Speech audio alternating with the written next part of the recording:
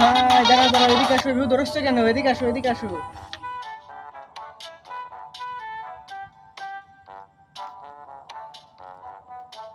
তো তাড়াহুড়ো করে কমনে যাচ্ছিলে ভাই?